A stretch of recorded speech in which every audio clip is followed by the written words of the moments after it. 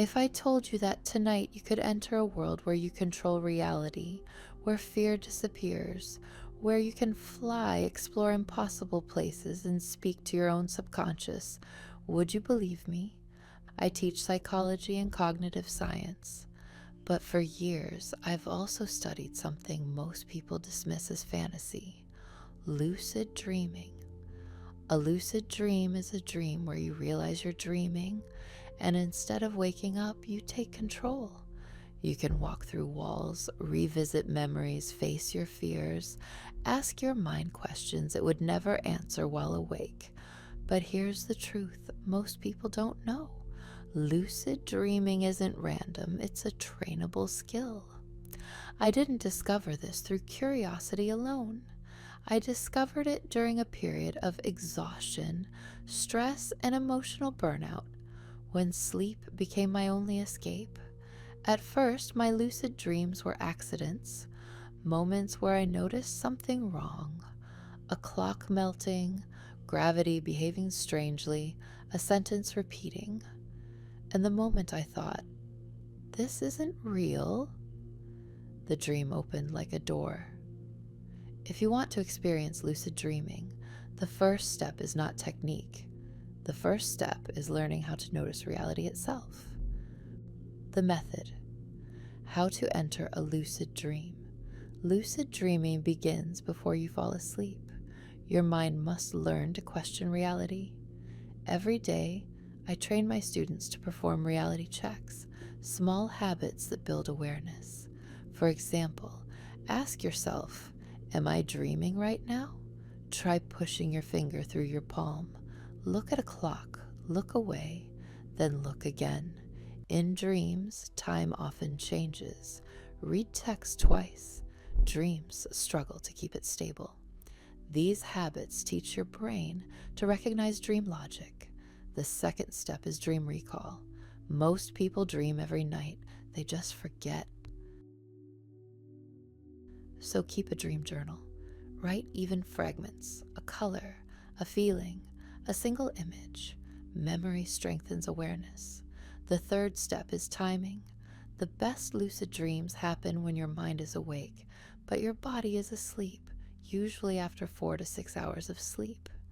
Wake up briefly, stay conscious, then return to sleep while holding a single thought. I will realize I'm dreaming. At first, it may feel like nothing happens, but slowly your dreams become more vivid, more stable, more responsive, until one night you realize you're dreaming, and instead of waking up, you stay. The first lucid dream feels unreal. Even compared to normal dreams, colors feel sharper, movement feels intentional, your mind feels awake inside a sleeping body. Many people start by testing limits, flying, teleporting, creating places, summoning people. But lucid dreaming is more than entertainment. It can become a tool for overcoming fear, processing trauma, exploring creativity, understanding your subconscious. However, I must warn you, the more skilled you become, the more real the dream world feels. Some of my students reported spending what felt like days inside a single dream. Some began preferring dreams to reality. Some questioned which world felt more real. Lucid dreaming can be beautiful, but it can also blur boundaries if you lose grounding. That's why I teach one final rule: you control the dream. The dream must never control you. If you practice responsibly, lucid dreaming can become one of the most powerful experiences of your life. And if you want, I can teach you exactly how to begin tonight. Part 2.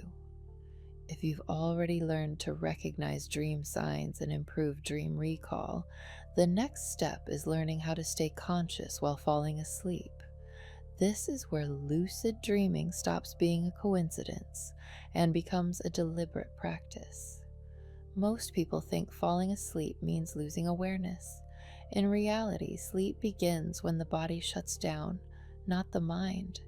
Your goal is to let the body sleep while keeping the mind awake. This technique is called wild, wake-induced lucid dreaming. Here's how it works. Lie still, relax every muscle, do not move. Your body will begin to feel heavy. Your breathing will slow. You may feel tingling, pressure, or a sensation of sinking. This is not danger. This is sleep paralysis starting. Most people panic at this stage and wake up. But if you remain calm, something remarkable happens. You will begin to see images forming behind your closed eyes, flashes, shapes, scenes, fragments of dreams assembling in real time. Instead of following them emotionally, observe them like a scientist. At some point, the images will become stable, and you will feel as if you're stepping into the dream consciously. This is the doorway. Stabilizing the dream, how not to wake up. The most common mistake beginners make is getting too excited. Excitement wakes the body. So when you realize you are dreaming, you must ground yourself inside the dream. Here are techniques I teach my students. Rub your hands together, touch nearby objects, focus on textures, temperature, sound. Look at the ground. Say this inside the dream. Increase clarity. Stabilize the dream. Your mind responds to expectation. The more you treat the dream as a real environment, the more stable it becomes. If the dream starts fading, spin your body in place or focus on a single object until the world sharpens again. Lucid dreams collapse when attention collapses. They strengthen when awareness deepens. Advanced control, how to shape the dream without losing it. Many beginners try to force the dream to change. This often breaks it. Instead of commanding the dream, negotiate with it. If you want to fly, don't jump expecting it to work. Expect that the ground will become lighter. If you want to go somewhere new, don't demand teleportation. Open a door and expect a new world behind it. Dreams follow belief more than effort. You are not controlling the dream with power. You are guiding it with expectation. Lucid dreaming gives you power, but too much immersion can make reality feel less solid.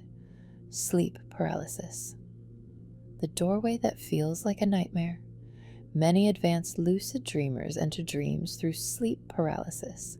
The body is asleep. The mind is awake. You cannot move. You cannot speak. Some people hear whispers, see shadows, feel a presence in the room. This is not supernatural. It is the dreaming mind projecting fear onto waking awareness. But knowing that doesn't always make it easier. If you panic, the experience becomes terrifying. If you remain calm, it becomes a gateway into a lucid dream. The difference between a nightmare and a lucid entry is often your emotional control. When dreams start feeling better than reality, this is the risk I take most seriously. In dreams, you can escape stress, avoid responsibility, live without limits, rewrite painful memories. For some people, this becomes too appealing. Reality begins to feel slow, dull, restricted, and dreams begin to feel like the place where they are more powerful, more free, more alive. This can create emotional withdrawal from real life. Lucid dreaming should never become a replacement for living. If you find yourself wanting to sleep more than wake up, that's not mastery, that's escape. A final psychological warning. Lucid dreaming is not dangerous by itself, but like any powerful mental skill, it amplifies what already exists inside you. If you are anxious, dreams may intensify anxiety. If you are lonely, dreams may deepen isolation. If you are grounded and emotionally stable, dreams can become transformative. The goal is not to live in dreams. The goal is to use dreams to better understand waking life.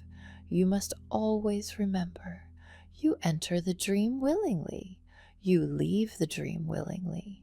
Reality must remain your home. There's one reason I teach lucid dreaming, and it's not curiosity, it's not fascination, it's not control. It's a mistake I made years ago. I tell my students about techniques, about discipline, about psychological risks, but there's one experience I rarely speak about because it changed the way I see sleep and the way I see reality. Years ago, after months of training, I reached a level where lucid dreams felt indistinguishable from waking life. My dream world became stable, persistent, familiar. It stopped feeling like a place I visited and started feeling like a place I belonged. One night I entered a lucid dream that felt different from the start. The world wasn't shifting, it wasn't surreal, it felt complete. There was a city, buildings, lights and windows, people walking as if they had lives of their own, and for the first time I felt like I wasn't creating the dream. I felt like I had arrived somewhere that already existed. When the dream looked back, as I explored the city, I realized something unsettling. The people there weren't behaving like dream characters. They didn't dissolve when I stopped paying attention. They didn't respond like reflections of my thoughts. They reacted with independence. I spoke to one of them, a woman standing near a bridge. I asked her, "Do you know this is a dream?" She looked at me with quiet confusion. Then she asked, "Do you?" That question stayed with me longer than any nightmare ever could.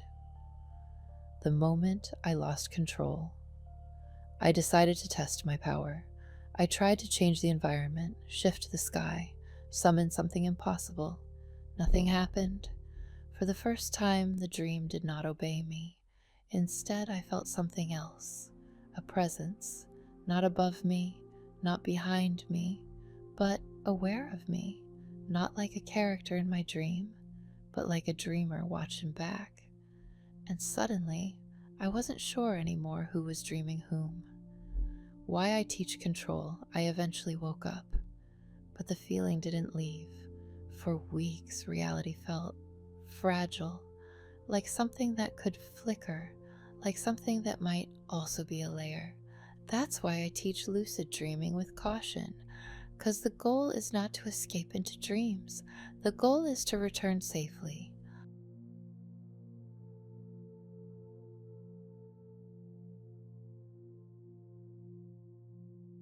Some doors, once opened, can change how your mind understands existence, and some dreams don't just feel real, they make you question what real even means. So if you choose to explore lucid dreaming, do it with curiosity, but also with respect, because dreams are not always just illusions. Sometimes they feel like places that remember you. At first, lucid dreaming feels like a gift, a hidden ability, a secret doorway, a private universe where the rules of reality no longer apply. You can fly without fear, rewrite painful memories, meet people who never existed, yet feel more vivid than anyone in real life. You can build worlds that obey your imagination instead of gravity. For many people, the first lucid dream feels like a miracle, a revelation. But the danger doesn't come from nightmares, it comes from how good it feels. The brain learns to crave the dream. Lucid dreams activate the brain's reward system in powerful ways.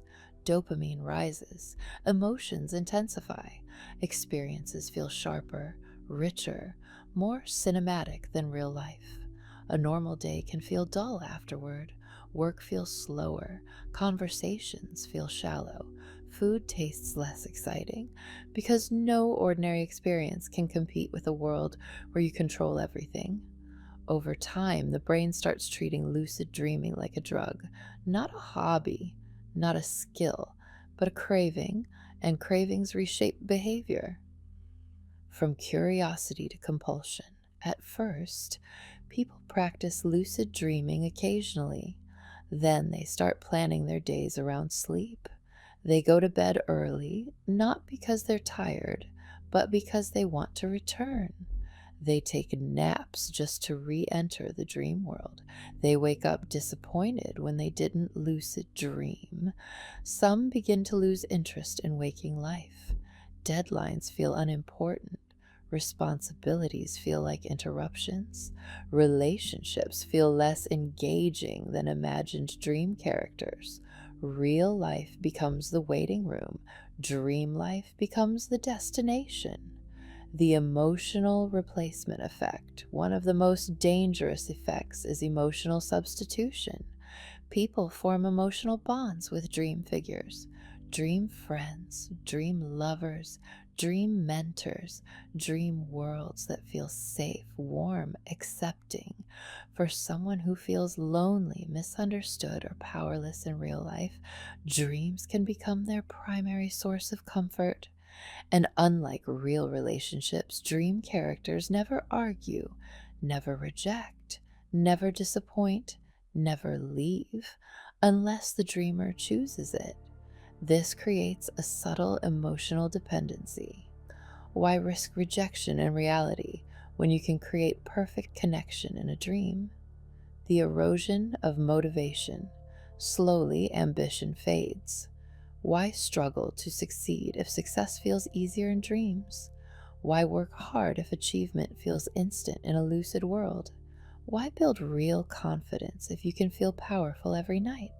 This can lead to loss of career drive, academic decline, withdrawal from social life, emotional numbness toward reality, reduced resilience to stress because real life requires effort. Dream life requires only imagination. Sleep as escape for some.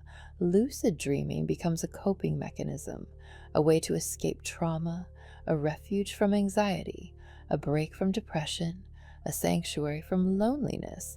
But escape can turn into avoidance. Instead of processing emotions, they postpone them. Instead of solving problems, they dream of solutions. Instead of healing, they hide. And the real issues quietly grow stronger. When waking life feels unreal, one of the most unsettling side effects is derealization. After frequent lucid dreams, some people report reality feels artificial, time feels distorted, their body feels unfamiliar, their environment feels less real, their memories feel dreamlike. They start asking, what if I'm still dreaming? What if this world is the illusion? And while these thoughts may seem philosophical, they can become psychologically destabilizing. The perfection trap dreams can be perfect, perfect love, perfect power, perfect beauty, perfect endings. Real life can't compete with perfection. So reality begins to feel flawed, broken, disappointing. Some people stop appreciating real joy because it feels imperfect compared to dream joy. They begin chasing a fantasy instead of building a life. The hidden cost, emotional blunting. Ironically, overindulgence in lucid dreaming can dull real emotions.